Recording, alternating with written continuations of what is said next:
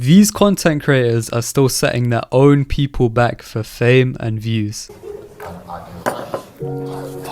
Stop or you leave my class. Sir, you don't liking butter chicken? I'm saying a question and you're not answering me something. Student studying like a hard boy, I giving a butter chicken prize. Okay, sir, I'll doing a one song. Ding dong, eat it up, eat it well and mix it up. Ding dong, hot.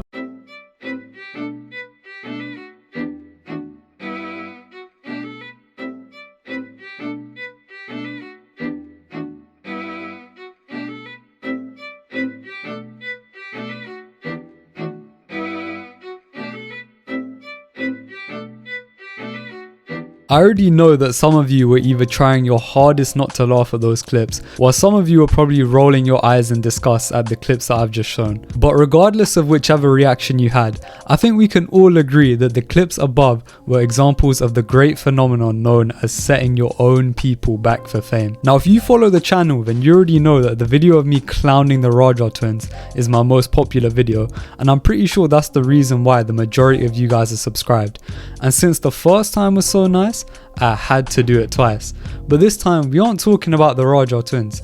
We already sparked up that Raja twins pack because apparently, according to the comment section, the Raja twins had their main Instagram account with over 100,000 followers terminated, and people in the comments were saying that it was because of my video doing well. But since they got banned, the Raja twins did make a comeback on Instagram, but it looks like it's not going too well for those boys. And clearly people realized that posting the most degenerate content known to man wasn't gonna have the same success again. Lightning doesn't strike in the same place twice. Fool me once, shame on you. Fool me, I can't get fooled again. They were never gonna blow up in the same way as before. And listen, I just want to get one thing clear. I don't think that their ban on Instagram is because of my video.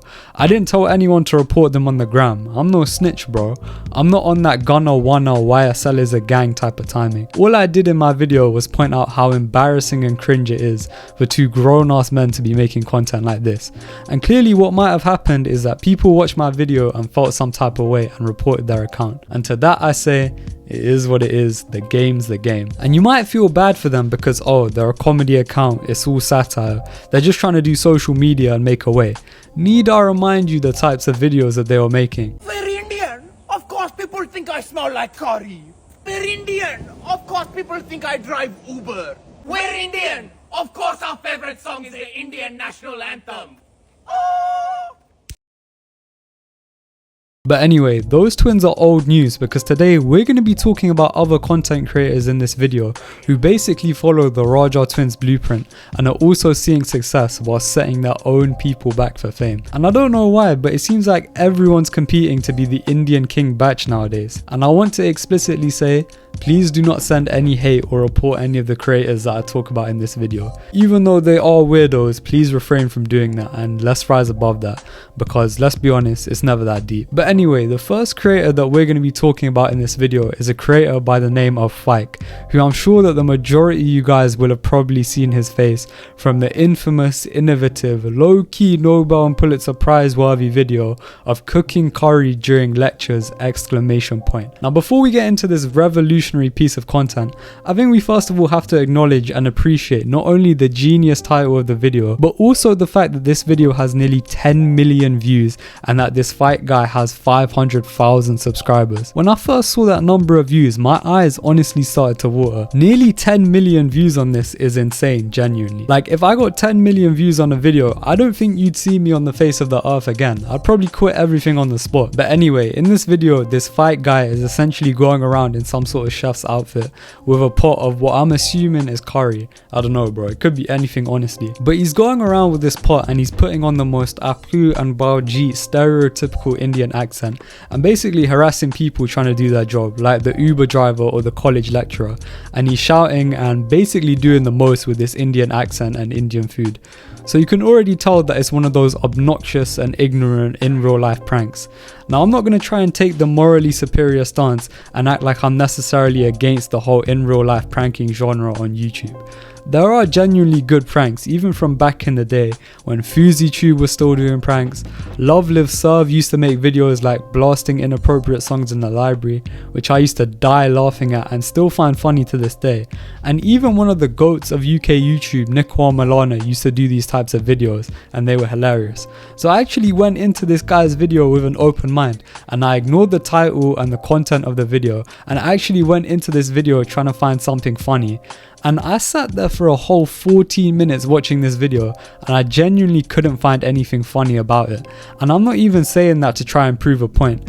I think I even had to switch this video to 2x speed at one point just to get through it because of how loud and unfunny this guy is. I don't know, maybe I'm just getting old, and if I was a bit younger then I might have found this funny.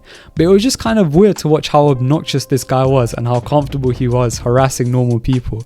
And I think that's the reason why those other guys making videos were funnier. I mean, those pranks like blasting inappropriate songs are pretty harmless and everyone can laugh along, and they don't harass normal people trying to do their job. And believe it or not, this has been a thing on YouTube for a while. Before Kai Cenat became the biggest streamer of all time, he used to do pranks like taking money from the tip jars at restaurants and using it to pay, which is just ignorant and crazy in retrospect. Because if you've ever worked a job in retail or in fast food, then you already know how annoying those customers are. And the thing is, they don't even know they're being annoying. But if you make pranks and you're going in there with the sole intention to annoy someone and make their day worse, you can see why that's a problem. And obviously, because Kai Cenat's audience is younger, they ate this prank up and loved it. But a few YouTubers did actually call him out on this one. And I think that's why people have an issue with this Fight Guy's video, because he is essentially doing the same thing aside from the obnoxious things going on in the video, which I'm going to get into later. But clearly, this guy is just trying to be a B-Tech Gideon, but instead of his pranks being somewhat funny and entertaining, these pranks are just weird and make Indians look ignorant, because he's obviously trying to be a caricature of an Indian with the accent and obviously with the food. I mean, he even has a video on his channel which is 45 minutes long with the title 45 minutes of angry Indian public freakouts. So you already know who he's trying to stereotype. And the thing is, these going into lecture prank videos and causing an obstruction isn't even an original concept. I mean, we've all seen the hitting a strawberry highlighter during a lecture videos or the getting a haircut during a lecture videos, which are both by American creators clearly out here exploiting the college lecture system and making the people around them clearly question why they're going into debt to be surrounded by this type of thing. And don't get it twisted as well, guys from the UK also do things which are just as degenerate in university lectures. I threw a wish in the well, I never We are in the middle of lecture, so basically it's not for the right place. Let me finish off, sir. I threw a wish in the well, I never asked you for help. You looked at me like this. Place the very light right now. I'm a student, sir. I'll sit down. What are we learning? Biomedical science.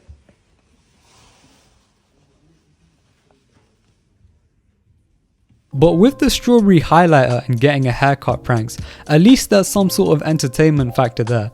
I mean, even though they're ignorant, at least they're actually funny and there's some humor in them. But this one has to be the worst, because you've not only hotboxed the room with whatever abomination of a curry you're trying to cook up, but you're also loud and obnoxious as hell.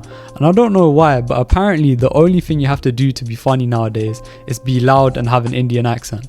I mean, it worked for the Raja twins, so obviously it's gonna work for this guy. And it's not the fact that this video is unbearably cringe which annoys me the most, but it's the fact that, and it really pains me to say this, but it's the fact that I had the ding dong mix it up stuck in my head for multiple days. So you not only had to set us back by even sitting in the lecture with the pot, but you decided to also make a catchy song to go along with it. I mean, this is like the equivalent of those rappers who commit crimes in real life that make the most catchy songs detailing every crime they've ever committed. Like, the bad rep just won't go away. I mean, how can I be at my uncle's house and my 8-year-old cousin is just singing this to me on repeat like he's at a Drake concert? At that moment in time, he was not my cousin. But anyway, it's clear that this is just a guy trying to set Indian people back for fame. I mean, the top comment on that video is literally, bro single-handedly set us back 400 years with this one. Now listen, I get it, it's a joke, it's satire, but there are real life implications from this type of content. This comment here is kind of discussing it, but basically, if you're an Indian kid in a Western country, then you already know that people are going to try and buzz off on you and make jokes about your culture. And it kind of makes me glad that I finished high school and secondary school before this new age of social media kicked in, because there's no telling what I'd do if someone said that ding dong mix it up stuff to me. And like with many brown kids, I had that stage where I was bringing in ethnic food into school for packed lunch, which my parents cooked for me. And obviously people did say some wild stuff, but an entire song about it is next level, bro.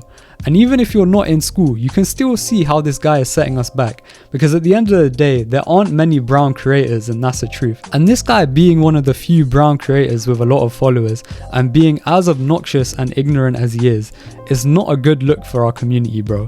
And it reminds me of a podcast clip I saw where a brown creator was talking about this very issue of resorting to stereotypes just to gain followers. Well, how do you feel about, like, because there's a big Indian hate sentiment on the internet. Yeah, I mean, that was one of the things, like, when I started content, was like, I'm gonna make sure I don't do the Indian stereotypes. Like, I'm not gonna make fun of my own race. Like, I make fun of brown boys, like fucking listening to Nav and Drake, but that's like me anyways, you know, like being from Fremont, you know, like I'm not from Fremont, but that's just, but like that was one of the things where I was like, I'm not gonna do the Indian voice. I'm not gonna do like all these like Indian jokes, like smells bad. Cause like, first of all, I don't need to, like I got enough clout without it. Would I have grown way quicker? For sure. But like, that's not worth it to me. Like I do well by myself, you know? Exactly. And I think that message of how you're going to represent your community is important, because if you are a brown influencer with followers, then you do have an impact on our community, whether you like it or not. So I think you do have to think about and be mindful of the content that you're putting out, and whether or not you are setting us back with overused stereotypes. But on the other hand, like Kendrick Lamar said, no one is your savior. You can't expect everyone to be trying to put on the brown community. And I already know that even if this fit guy watches this video, he's not gonna care, and he's still gonna be posting this bakwas no sharam content because it makes him money. And if he wants to sell out the community for a few clicks, then he can go ahead and do it. But I feel like if we really want to see changes in how our community is portrayed, then instead of supporting guys like this who set us back, we need to uplift and put on those brown creators who are actually funny and don't resort to stereotypes. Which is why, like in the last video, I'm gonna put you guys onto underrated brown creators who we can support. But before that, I want to talk about another brown creator who has caught my eye recently, and that is the one and only CityBoyJJ. Now before you guys start disliking the video, because I know how some of you guys worship this guy like he's a god or something, I'm not saying that CityBoyJJ is setting us back. In fact, he might be doing the opposite, but I think the conversation needs to be had about this guy. If you don't know about CityBoyJJ, then I'll play a few clips here. You should be able to get the idea pretty quickly. Bro's a maxed out, max prestigious Riz Cookie Master. Bro has girls running after him crying face emoji.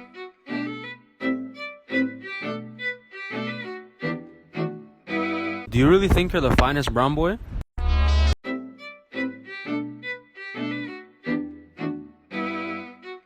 But essentially, this guy parades around the fact that he's got the most aura and motion in Toronto, and it seems like a lot of people feel this way. Alright, we gotta take a look at the generational run CityBoyJJ is going on right now. We gotta study how this man was single-handedly able to gaslight TikTok into thinking he was the finest brown boy. And I'm not gonna lie, I was hating at first too because I didn't see the vision, but this man literally spoke it into existence. Now, every time somebody says finest brown boy, this is literally the first image that pops into my head. And I didn't see that first, but after hearing finest brown boy and seeing his face over and over again, I gotta admit this man's pretty fine, no diddy. Now if you watch my last video on the Great Shift, then you'll know how stupid that trend is. But people are saying that CityBoyJJ is allegedly the reason for the shift. The whole idea is that this guy apparently put brown boys on the map when it comes to being attractive. Yes, I know it sounds ridiculous, but stay with me. So you might think that this guy is good rep, right? But apparently there was some sort of situation with the streamer Aiden Ross where CityBoyJJ took part in making racist jokes towards Indians. CityBoyJJ, you're an embarrassment to the brown community. Because there's no way after everything that Aiden Ross said about Indians, specifically Canadian Indians, you know, the people that you represent, you got on a stream and you said nothing. And not only that, you got pushed around and little broed for 2 hours and took it like a good boy. Small things like this is why brown people are seen as easy targets on the internet, because there's absolutely no accountability. People can say the worst things about us and we'll overlook it for a little bit of clout. Like, do better. Now obviously I haven't really seen those clips, so I'm not going to comment on that. But all I know is that Aiden Ross is an absolute clown. I mean, he moved to Canada and all of a sudden he's now openly racist towards Indians and talks about how he hates Indians. I mean, you can't judge Indians when you got your come up from making rappers feel uncomfortable as a prank. So please, pipe down a little bit. Like, I genuinely don't like this Aiden Ross guy, and when I say I don't like someone, I mean it. I already told you guys in a video that I didn't like Young Philly, then 2 days later he caught a mad charge. But yeah, when something comes out about Aiden Ross, then I will be there for the hate watch. But if CityBoyJJ was making jokes about Indians, then yeah, that is weird, especially because the majority of the internet thinks this guy is Indian. I mean, I know I think he's Sri Lankan Tamil, but he's still getting grouped in with the Indians. And it's like I said before, racists do not care about what type of brown you are. You're still gonna get discriminated against. But what do I think of CityBoyJJ overall? I mean, I don't know how much of a flex it is to have underage girls parading around him. I wouldn't necessarily call that aura or motion, quote unquote.